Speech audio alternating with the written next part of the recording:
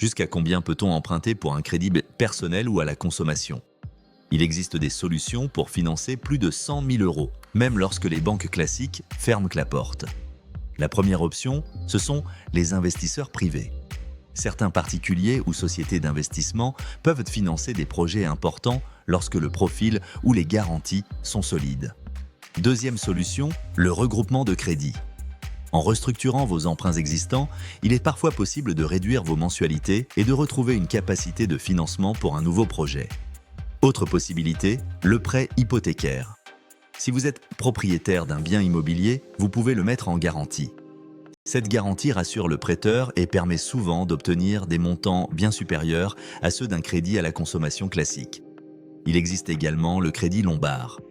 Peu connu du grand public, il permet d'emprunter en utilisant des actifs financiers comme garantie. Par exemple, un portefeuille boursier, des placements financiers ou certains actifs patrimoniaux. Comme le prêteur dispose d'une garantie tangible, les montants accordés peuvent être beaucoup plus élevés. La réalité, c'est qu'au-delà de 100 000 euros, la question n'est plus seulement votre revenu. La question devient surtout quelle garantie pouvez-vous apporter? C'est souvent ce qui fait la différence entre un refus immédiat et un financement accepté.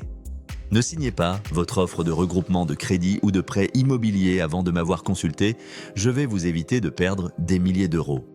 Le lien est dans la description.